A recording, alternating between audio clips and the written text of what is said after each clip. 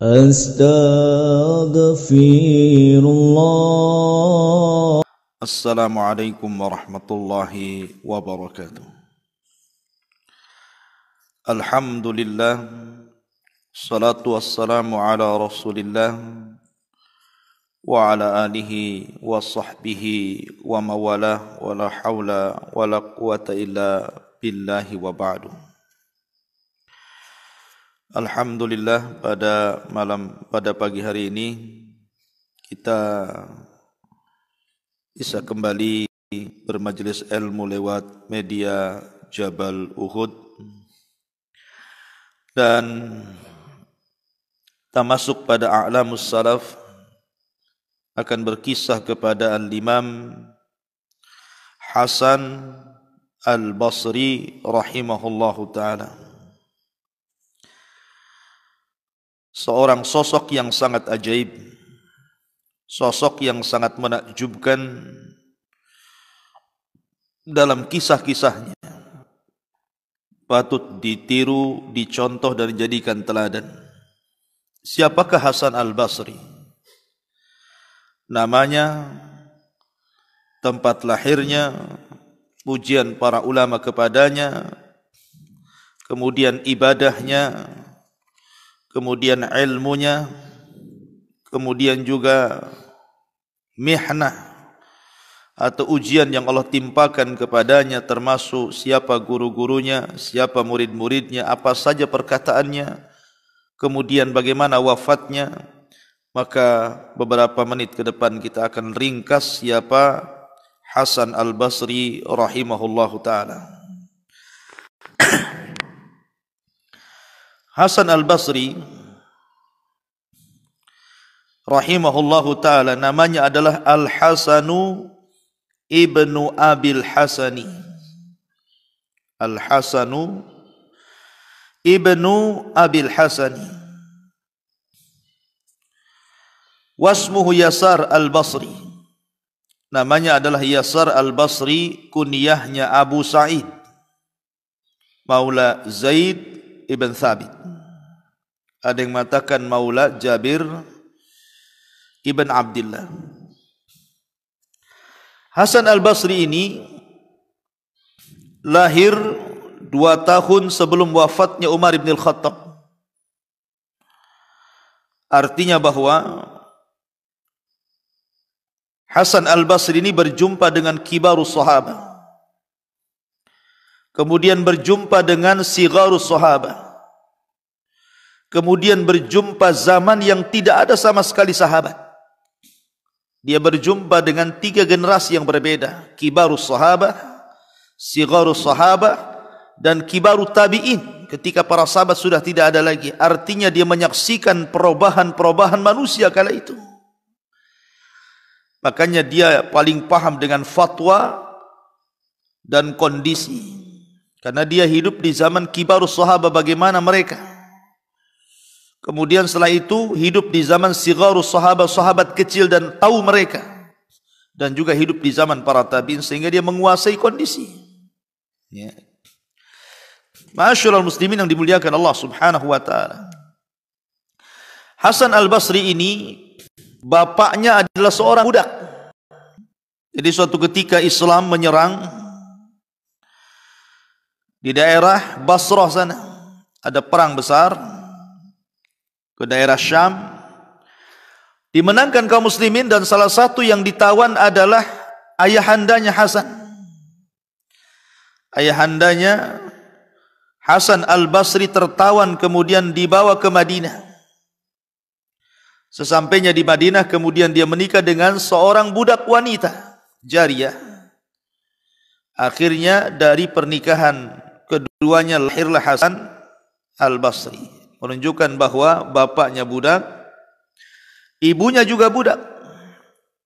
Kemudian anaknya Hasan menjadi alim ulama besar, menunjukkan bahwa nasab itu tidak mempengaruhi kemuliaan. Bahkan Rasul mengatakan, man batta'a bihi amaluhu lam yusri' nasabuhu. Kalau lambat amalnya tidak bisa dikejar nasabnya. Karena nasab itu bukan syarat kemuliaan. Jadi tidak perlu berbangga dengan nasab. Karena bangga nasab itu bagian daripada adat istiadat jahiliyah. Kata Nabi SAW, arba'un min umuril jahiliyati la yatrukuhun. Salah satunya adalah al-fakhru bil ansab, bangga dengan nasab. Lihat Hasan al-Basri tidak punya nasab baik. Dia ibunya budak, bapaknya juga budak yang dimerdekakan. Tetapi tidak menjadi penghalang anaknya Hasan al-Basri menjadi alim, ulama tabi'in. Bahkan sebagian para ulama di zamannya seperti Abu Ja'far As-Sadiq mengatakan bahwa Al-Imam Al-Hasan yushbihu kalamuhu kalaman Nabi. Ucapannya itu persis seperti ucapan Nabi katanya. Karena bijaknya, indahnya, susun katanya, retorikanya, sampai dikatakan yushbihu kalamuhu kalaman Nabi. Kalamnya itu persis seperti kalam Nabi. Ma'asyiral muslimin yang dimuliakan Allah Azza wa Jalla. Imam Zahabi rahimahullahu ta'ala mengatakan, ketika memberikan pujian kepada Al-Imam Hasan al-Basri rahimahullahu ta'ala, bagaimana pujian para ulama yang sangat mengalir yang diarahkan kepada Hasan al-Basri rahimahullahu ta'ala. Kata beliau, Al-Imam Az-Zahabi rahimahullahu ta'ala, kana rajulan tammus syakli. Kana rajulan tammus syakli. Beliau adalah seorang laki-laki yang sempurna bentuknya. Wa kana minas saj'an. Orangnya berani. Jadi Hasan al-Basri ini walaupun dikenal ahli zuhud, ahli wara, ahli hadis, tetapi dia orang yang kasratul jihad, orang yang banyak jihad. Jadi kalau dia di medan peperangan itu, maka orang-orang sangat mengandalkan Hasan al-Basri untuk maju paling depan. Kalau di medan jihad gitu ya. Tapi kalau di medan mau'idhati al-mawaid, nasihat-nasihat, maka dia orang yang paling berpengaruh kata-katanya, sehingga kalau ada orang mendengar dia bicara bisa menangis. Jadi luar biasa Hasan al-Basri rahimahullahu ta'ala ini. Lah Hasan al-Basri rahimahullahu ta'ala, ibunya disebut dengan al-khairiyah. Ibunya disebut al-khairiyah. Dan bapaknya disebut Yasar. Makanya Hasan ibn Abil Hasan ibn Yasar. Ma'asyiral muslimin yang dimuliakan Allah Azza wa Jalla, karena al-khairiyah ini, ibunya Hasan ini kan salah satu budak yang membantu di rumah salah satu istri Nabi, namanya Ummu Salamah. Jadi ibunya Hasan itu dulunya pembantu dari Ummu Salamah. Sehingga ketika kemudian dia hamil dan melahirkan di rumah Ummu Salamah, terkadang Hasan ini menangis sementara ibunya enggak ada, sibuk kerja. Terkadang Ummu Salamah kasihan. Kemudian kasihan akhirnya diambilnya kemudian disusuinya. Menunjukkan apa? Bahwa Hasan al-Basri itu juga adalah anak susuan dari istri Nabi SAW, Ummu Salamah. Luar biasa ya. Makanya dikatakan para ulama, air susunya adalah air susu syarif yang mulia. Kenapa? Karena disusui oleh salah satu istri Nabi SAW, Ummu Salamah. Ma'asyiral muslimin yang dimuliakan Allah Subhanahu wa ta'ala. La Hasan al-Basri rahimahullahu ta'ala, setelah kemudian dia besar dan menjadi ulama, dia pun sebagaimana ulama yang lain rihlah. Rihlah kemana? Rihlah ke Basrah. Kemudian dia belajar kepada para ulama Basrah, kepada para sahabat yang ada di Basrah, kepada para kibarut tabi'in yang ada di Basrah. Akhirnya belakangan kemudian dia pun berjihad, melakukan futuhat dengan kaum muslimin yang lainnya. Akhirnya kemudian diangkat menjadi qadi di Basrah. Menjadi qadi di Basrah ketika sampai di kota Basrah ini. Ma'asyiral muslimin yang dimuliakan Allah Subhanahu wa taala. Ketika dia hidup di zaman Abdul Malik ibn Marwan, kita tahu bahwa salah satu gubernur Irak yang dipilih oleh Abdul Malik ibn Marwan adalah orang yang paling jahat, orang yang paling zalim, namanya Hajjaj ibn Yusuf. Hajjaj ibn Yusuf, ikhwan, ribuan jiwa sudah dipenggal dia. Memang zalim luar biasa. Dia suka menumpahkan darah Hajjaj ibn Yusuf itu. Karena bukan hanya tabi'in, seorang sahabat dibunuh dia. Ingat kisah kekejaman Hajjaj ibn Yusuf ini luar biasa. Sehingga orang-orang memandang, sebagian orang memandang sinis kepada Hajjaj ibn Yusuf ini. Ketika ada seorang laki-laki bertanya kepada Hasan al-Basri tentang mauqif dia tentang Hajjaj ibn Yusuf. Wahai Hasan, wahai Imam, bagaimana pendapatmu tentang Hajjaj ibn Yusuf itu? Kemudian Hasan al-Basri mengatakan, lalu bagaimana pendapatmu dibalik kata-katanya? Kemudian orang ini mengatakan, uqsimu billah innahu min ahli nar. Aku bersumpah kepada Allah, Hajjaj itu termasuk penduduk neraka, katanya. saking zalimnya menurut dia. Kenapa? Karena sudah banyak penggal kepala orang. Bukan hanya tabi'in, sahabat pun dipenggal dia, Hajjaj ibn Yusuf itu. Makanya dia sampai bersumpah di hadapan Hasan al-Basri, uqsimu billahi innahu min ahli nar, katanya. Saya bersumpah kepada Allah, Hajjaj itu termasuk penduduk neraka. Lalu bagaimana pendapatmu, wahai Imam? Maksudnya Hasan al-Basri. Lihat, Hasan al-Basri berfatwa dengan ilmu, bukan berfatwa dengan kejahilan. Dia mengatakan, laqad kana al-Hajjaj fasidan fasiqan. Ya, memang Hajjaj itu orangnya rusak, orangnya fasik. Walakin rahmatullah wasi'at kulla syai'in. Tapi ingat bahwa rahmat Allah itu wasi'at kulla syai', mencakup segala sesuatu. Kita tidak bisa mengatakan orang itu ahli nar atau ahli jannah kecuali man syahida lahu bil jannati wan nar, kan gitu. Itu kaidah ahli sunnah. Kita tidak boleh memvonis si fulan masuk surga, si fulan masuk neraka kalau orangnya masih hidup. Kecuali memang dia disaksikan oleh Allah dan Rasulnya, si fulan masuk surga, seperti al-asyaratu al-mubassiruna bil jannah. Atau orang-orang yang divonis masuk neraka seperti Abu Lahab dan yang lainnya. Tapi kalau tidak ada vonis surga dan neraka, maka ahli sunnah mengatakan dilarang memvonis si fulan min ahlil jannah atau min ahli nar illa man syahida lahu bil jannati wan nar. Makanya dia mengatakan walakin rahmatullah wasi'at kulla syai'. Ya, memang Hajjaj itu rusak, Hajjaj itu fasik, akan tapi rahmat Allah itu luas, mencakup segala sesuatu. Bisa saja di akhir hayatnya dia tobat.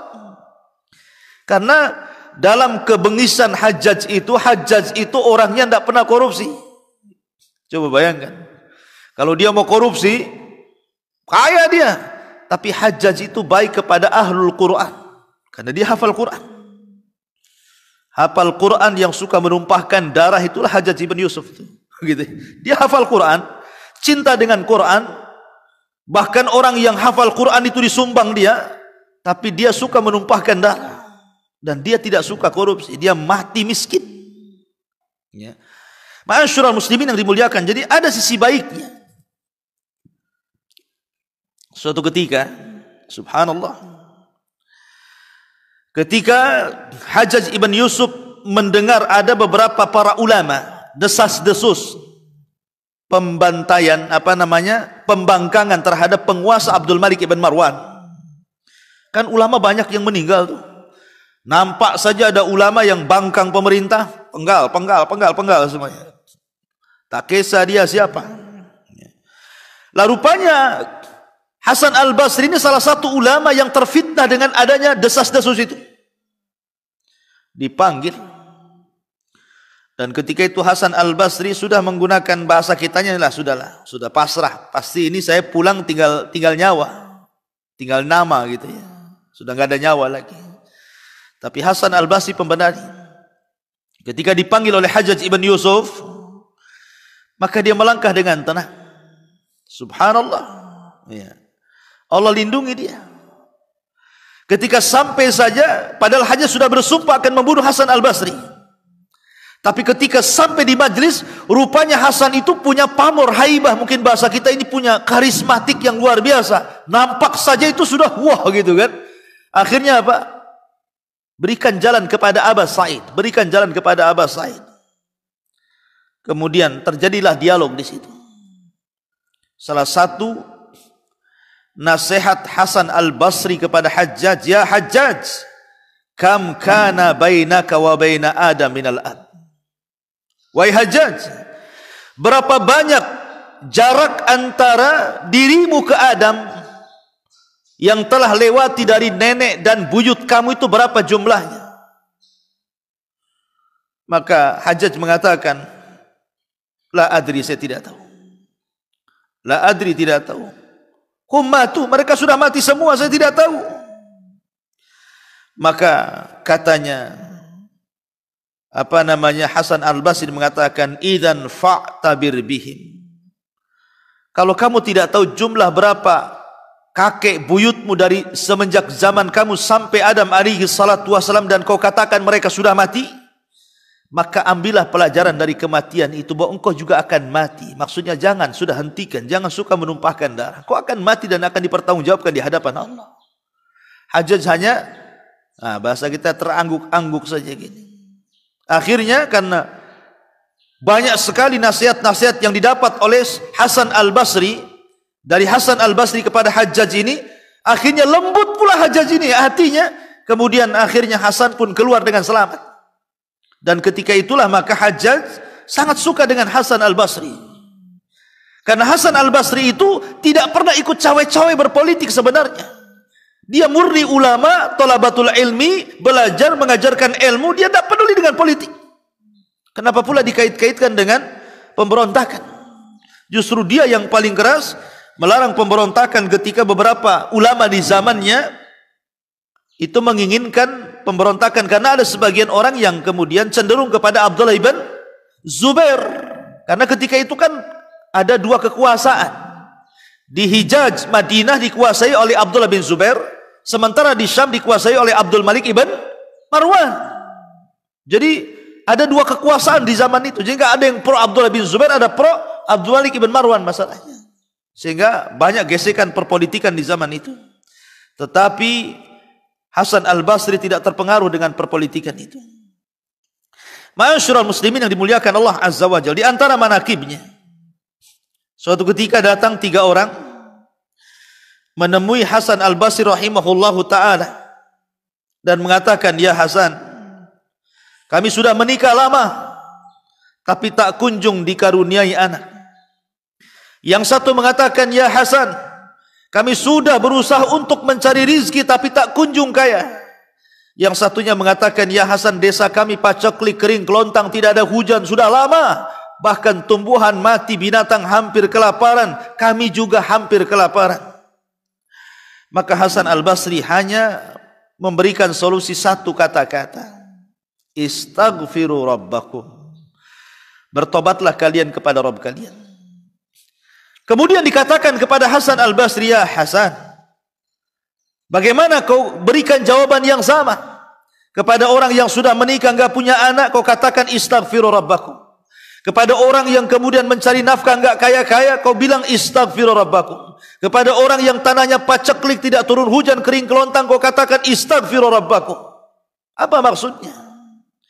Maka Hasan al-Basri kemudian membacakan ayat Al-Quran, faqul tustaghfiru rabbakum innahu kana ghaffara yursilis sama alaikum midrara wa yumdidkum bi amwalin wa banin wa yaj'al lakum jannatin wa yaj'al lakum anhara. Kata Hasan al-Basri, tidakkah kau baca ayat ini? Hikayat daripada perkataan Nuh alaihi salatu wassalam, faqul tustaghfiru rabbakum, katakan beristighfarlah kalian, innahu kana ghaffara, sesungguhnya dia zat yang maha pengampun, yursilis sama alaikum midrara, dengan istighfarnya kalian maka kami akan turunkan hujan kepada kalian, Yursilis sama alaikum idrara wa yumdidkum bi amwali wa banin. Kami akan berikan harta yang banyak dan keturunan. Wa yaj'al lakum jannatin wa yaj'al lakum anhara. Kami akan suburkan hutannya, kami akan alirkan sungai-sungainya. Lihat, Allah yang mengatakan seperti itu. Ma'asyiral muslimin, akhirnya kemudian orang yang menikah dan tidak punya anak ini, dia coba melazimkan istighfar, maka selang beberapa tahun setelahnya Allah karuniai anak. Kemudian orang yang bekerja ke sana kemari tidak kaya-kaya, dia lazimkan istighfar, akhirnya Allah berikan kekayaan yang banyak. Kemudian desa yang paceklik itu juga ketika melazimkan istighfar, tiba-tiba desanya subur dan banyak turun hujan. Lihat, itulah bagaimana ucapan seorang alim Hasan Al-Basri rahimahullahu ta'ala. Ma'asyiral muslimin yang dimuliakan Allah Azza wa Jalla. Bahkan di antara kata-kata hikmah beliau adalah, suatu ketika datang kepada Hasan Al-Basri seorang laki-laki berkata, "Ya Aba Sa'id, ma sirru zuhdika fid dunya?" Wahai Aba Sa'id, rahasia zuhudmu di dunia itu apa? Kemudian, "Ma huwa sir? Wa limadza la ta'kulul haram?" Kenapa kau tidak memakan yang haram? "Wa la tanduru ilal haram?" Kenapa kau tidak melihat yang haram? "Wala ta'kulu huquqal akharin." Kenapa kau tidak memakan hak-hak orang lain? "Wala tata'ammal bil ghishi war riba." Kenapa engkau menjauhi dusta dan riba? La takdzib, tidak dusta. Wa ma huwa sir, jelaskan apa rahasianya. Wa limadza ta'mal bi amanatin wa ikhlasin?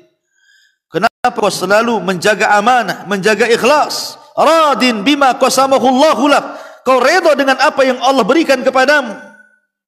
Masirru, apa rahasiamu? Ya. Orang ini bertanya tentang kehidupan Hasan Al-Basri. Soal zuhud, kenapa tidak memakan yang haram? Kenapa dia menjauhi dusta, menjauhi riba? Kenapa dia amanah, ikhlas dan ridha? Kenapa? Apa hakikat zuhud itu? Dengarkan. Maka Hasan Al-Basri mengatakan 4 perkara. 1, alimtu anna rizki la ya'khuduhu ghairi fatma'anna qalbi. Aku tahu bahwa rizkiku tidak ada yang mengambil siapapun selainku. Itulah yang membuat hatiku tenang. Ngapain kita cari rizki yang haram? Oh, yang halal sudah ditakdirkan. Apakah kemudian kalau seandainya kita tidak segera mengambil dengan cara yang haram, kemudian rizki kita yang halal diambil orang? Tidak. Tidak ada malaikat pengantar rizki yang salah alamat. Tidak ada. Tidak ada yang salah alamat malaikat itu. Kenapa? Karena rizki itu sudah ditentukan. Makanya kalau orang bersabar pasti mendapatkan yang halal. Ketika tidak bersabar pasti mendapatkan yang haram. Saya contohkan. Di zaman Ali radhiyallahu an, ada pengemis datang ke rumah Ali. Kata Ali kepada pengemis, "Tunggu dulu ya, saya akan beri kau 400 dirham. 400 apaan? Dirham. Dicarinya sama Ali, gak ketemu. Pengemis ini gak sabar, seolah-olah ditipu sama Ali. Akhirnya dia marah, diambilnya pelana kuda Ali, dibawa kabur. Setelah pengemis ini kabur, rupanya Ali datang membawa 400 dirham itu. 400 dirham itu kemudian pas keluar, rupanya pengemis sudah gak ada. Yang ada pembantunya dan mengatakan, "Ya Amirul Mukminin, pelana kuda kita hilang, dicuri orang." Kata Ali, "Ini saya bawa 400 dirham. Tadi saya hendak memberikan kepada pengemis itu, tapi keburu pergi. Kalau engkau memang butuh pelana, nih saya kasih 400 ini, kau cari pelana di pasar sana." Berangkatlah pembantunya Ali ini. Sampainya di pasar ada orang jual pelana. Tawar, akhirnya dapat juga 400. Bawa pulang. Ketika Ali melihat pelana itu, dia takbir, Allahu Akbar. Ini kan pelana kita. Dari mana kau beli? Oh, dari si anu, sifatnya begini. Tinggi, panjang, hitam, pesek, macam-macam dijelaskan. Akhirnya kata Ali, subhanallah, kalau dia bersabar, dia pasti mendapatkan yang halal. Karena tidak bersabar, dia mendapatkan yang haram. Karena orang yang jual pelana itu pengemis tadi. Lihat, ya kan? Maka inilah yang menjadikan tenang, kata Hasan Al-Basri, alimtu anna rizki la ya'khuduhu ghairi fatma'anna qalbi. Aku tahu rizkiku tidak diambil manusia yang lain, itulah yang membuat hatiku tenang. Yang kedua kata beliau, alimtu anna amali la yaqumu bi ghairi fastaghiltu bihi. Aku tahu bahwa amalanku tidak bisa digantikan orang lain, makanya aku menyibukkan diri beramal saleh. Ya, aku tahu amalanku itu tidak mungkin bisa digantikan orang lain. Tidak mungkin orang tidak bisa sholat. Tolonglah Ustaz Lutfi, gantikan saya sholat, kan tidak bisa. Ya. Orang tidak bisa puasa di bulan Ramadan, tolonglah gantikan puasa saya bayar nanti, kan gitu. Kan nggak bisa. Ya. Makanya Hasan Al-Basri mengatakan, alimtu anna amali la yaqumu bihi ghairi. Aku tahu bahwa amalanku tidak bisa diganti orang lain. Fashtaghaltu bihi, makanya aku menyibukkan dengan amal saleh. Kemudian yang ketiga, wa alimtu anna Allah muttali'un alayya fastahyaitu an yurani ala maksiatin. Aku tahu bahwa Allah Subhanahu wa taala itu terus memandang diriku. Tidak ada sekejap mata pun kecuali Allah memandang diriku. Maka aku malu. Allah terus memperhatikan diriku, dan aku malu kalau aku sedang dilihat Allah sementara aku bermaksiat kepada Allah Subhanahu wa taala. Makanya aku menjauhi riba, menjauhi ghish, ya, menjauhi yang lainnya.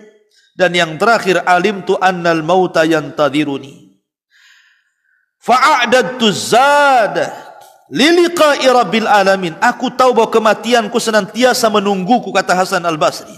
Maka aku persiapan bekal untuk berjumpa dengan Rabbku. Kata para ulama, man kathara liqa Allah fid dunya kathara liqa'ahu fil akhirah. Barang siapa yang lebih banyak berjumpa dengan Allah di dunia, maka Allah akan perbanyak berjumpa dengan dia di akhirat. Kapan itu? Perjumpaan kita adalah dalam salat. Allah mengatakan, innaha lakabiratun illa alal khasiin alladzina yadhunnuna annahum mulaqu. Ya kan? Salat itu berat bagi orang-orang kecuali yang khusyuk, orang-orang yang yakin akan berjumpa dengan Allah. Siapa yang banyak salat di dunia, maka dia akan banyak memandang Allah di sorga, kata para ulama. Inilah perkataan yang menarik dari Hasan Al-Basri rahimahullahu taala. Ma'asyiral muslimin yang dimuliakan Allah Azza wa Jalla. Kemudian ibadahnya, Ibrahim ibn Isa mengatakan, ma ra'aitu ahadan atwalah hazanan minal Hasan. Aku tidak pernah melihat orang yang paling banyak sedihnya ketika ibadah dibandingkan Hasan. Kemudian juga dikatakan oleh Syuaib sahibu Tayalisah, ra'aitul Hasan yaqra'ul Qur'an fayabki hatta yatahaddara ad-dum'u ala lihyatihi. Aku melihat Hasan Al-Basri membaca Al-Quran dan menangis, dan aku melihat tangisannya selalu meleleh di janggutnya. Dan Yunus pun mengatakan, kanal Hasanu rajulan mahzunan. Dia adalah orang yang selalu sedih, selalu sedih. Walaupun demikian, kata Ibnu Sirin, sahibud dhahiki wal mizah. Walaupun demikian, dia suka tertawa dan suka bercanda. Jadi di satu sisi Hasan Al-Basri itu kalau ibadah dia menangis, tapi kalau dalam bermuamalah, berjumpa dengan orang, berjumpa dengan kawan, orang yang paling bercanda dan orang yang suka tertawa. Nggak apa-apa, masa Ustaz serius terus kan gitu. Kali-kali Ustaz ya perlu juga bercanda, tertawa. Ya, kalau Ustaz serius nanti stres dia. Ya. Jadi sekali-kali tertawa itu tidak ada masalah, jangan dicela. Masa Ustaz suka bercanda? Ya ini Hasan Al-Basri suka bercanda. Ya. Dia orang yang paling alim lebih, yang alim dari kita saja suka bercanda, suka tertawa gitu. Masa kita nggak boleh tertawa bercanda kan itu? Ma'asyiral muslimin yang dimuliakan Allah Azza wa Jalla. Adapun ilmunya, Imam Qatadah, semalam kita sudah sebutkan kisah Imam Qatadah ibn Di'amah. Dia salah satu muridnya Hasan Al-Basri, orangnya buta, rambutnya panjang. Katanya Qatadah, kanal Hasanu min a'lamin nasi bil halali wal haram. Hasan itu orang yang paling pakar dan yang paling tahu tentang halal dan haram. Bahkan Bakar ibn Abdullah Al-Muzani mengatakan, man sarrahu an yanzura ila afqahi man ra'aina falyanzur ila al-Hasan. siapa yang ingin melihat orang yang paling cerdas di antara kami, lihatlah Hasan al-Basri, katanya. Dan juga dikatakan oleh Khalid ibn Rabah, anna Anas bin Malik su'ila an mas'alatin. Suatu ketika Anas bin Malik ditanya tentang satu masalah, qala alaikum maulana al-Hasan. Tanya kepada Hasan, katanya. Lihat, Hasan ini bukan sahabat, Hasan ini tabi'in, ya. Tetapi ketika Anas bin Malik radhiyallahu an, sahabat Rasul, ditanya tentang masalah, kata Malik, tanya kepada mantan budak kami, Hasan. Qala, maka Anas mengatakan, inna sami'na wa sami'a wa hafidha wa nasina. Kami berdua, saya dengan Hasan, sami'na, sama-sama mendengar. Dia juga mendengar, tapi dia hafal, kami lupa. Lihat Anas bin Malik. Dia orangnya cerdas, hafal, tapi kami lupa, katanya. Dan ini cukup rekomendasi dari Anas bin Malik, luar biasa ya. Dia sahabat Nabi masalahnya, gitu ya. Mengatakan seperti itu, dan dia seorang sahabat Nabi, berarti memang Hasan ini bukan kaleng-kaleng. Apalagi kaleng kongguan, gitu ya. Masyarul muslimin yang dimuliakan Allah Azza wa Jalla, di antara fitnahnya adalah fitnah Ibnu Ash'ash. Kita tahu bahwa Hasan ini adalah mu'aridan lil khuruj alal Hajjaj ma Ibni Ash'ash. Kita tahu bahwa di zaman Ibnu Ash'ash terjadi fitnah khuruj, pemberontakan kan, kepada Abdul Malik ibn Marwan. Lah Hasan ini tidak mau ikut-ikut dalam pemberontakan itu. Tidak mau ikut-ikut. Ya. Sehingga kemudian dia dicela oleh para ulama di zamannya, dan dia difitnah oleh penguasa bahwa dia akan memberontak. Begitulah posisi para ulama ya. Hasan al-Basri rahimahullahu ta'ala. Makanya dia mengatakan, lau anna nas idza btalu min qibali sultanihim sabaru. Sesungguhnya manusia apabila ubtulu, diuji dari arah penguasa, maka mereka sabar. Maka itu yang diterapkan oleh Hasan al-Basri, selalu sabar dari ujian para penguasa. Di antara murid-muridnya, di antaranya adalah dia melihat Ali, sahabat Nabi. Dia juga meriwayatkan dari Tolha, sahabat Nabi, Aisyah, sahabat Nabi, ya kan? Kemudian juga Muawiyah, Ubay bin Ka'ab, Umar bin Khattab, walaupun ketika itu usianya 2 tahun, Thauban, bahkan didoakan sama Umar. Umar mendoakan, ya Allah cerdaskan anak ini. Jadi Umar bin Khattab itu mendoakan langsung kepada siapa? Kepada Hasan al-Basri, ya Allah cerdaskan anak ini. Persis seperti Rasul mendoakan siapa? Abdullah bin Abbas, ya kan? Maka Umar pun sama mendoakan Hasan al-Basri, ya Allah cerdaskan anak ini. Dan Allah kabulkan, dia menjadi orang yang cerdas. Kemudian juga berjumpa dengan Thauban maula Rasulullah, Ammar bin Yasir, Abu Hurairah, Utsman bin Abil As, Ma'qil bin Sinan, dan begitu seterusnya. Dan juga meriwayatkan dari dia Imran bin Husain, meriwayatkan dari Imran bin Husain juga Mughirah bin Syu'bah, Abdurrahman bin Samurah, Abi Bakrah, Nu'man, banyak sekali, dan begitu seterusnya. Adapun murid-muridnya ini guru-gurunya semua sahabat Rasul dan juga kibarut tabi'in. Di antara murid-muridnya Humaid at-Tawil, Yazid bin Abi Maryam, Qatadah, kemudian Bakar ibn Abdullah al-Muzani, kemudian Rabi ibn Sabih, Sa'id al-Jariri, Sa'id ibn Ibrahim ibn Abdurrahman, Samak ibn Harab, kemudian Ibn Aun, dan banyak lagi. Di antaranya juga Yazid ibn Ibrahim At-Tustari, Muawiyah bin Abdul Karim Al-Thaqafi, dan begitu seterusnya. Dan banyak sekali murid-muridnya dan menjadi ulama besar. Wallahu a'lam. Kemudian Hasan al-Basri rahimahullahu ta'ala wafat. Dijelaskan wafatnya karena waktu juga. Jadi Imam Zahabi mengatakan bahwa wafatnya Hasan al-Basri rahimahullahu ta'ala mata fi awali Rajab. Kata Imam Zahabi, dia meninggal di awal bulan Rajab. Di awal bulan Rajab. Wa kanat janazatuhu mashhudah. Jenazahnya disaksikan orang ramai.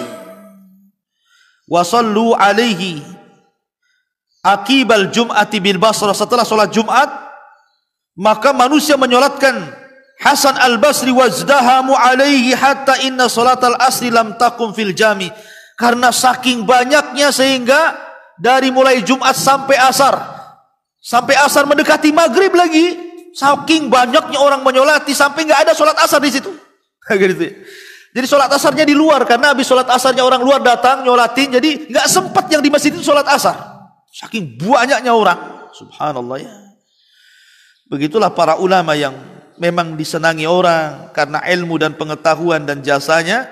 Maka Hasan Al-Basri rahimahullahu ta'ala diberikan keutamaan luar biasa sehingga orang yang menyolatinya pun sangat banyak sekali. Rahimallahu Al-Hasanul Basri wa rahimallah. Ini saja yang bisa disampaikan, mudah-mudahan ada manfaatnya. Subhanallah bihamdika asyhadu an la ilaha illa anta astaghfiruka wa atubu ilaih. Allahu ta'ala alam. Assalamualaikum warahmatullahi wabarakatuh.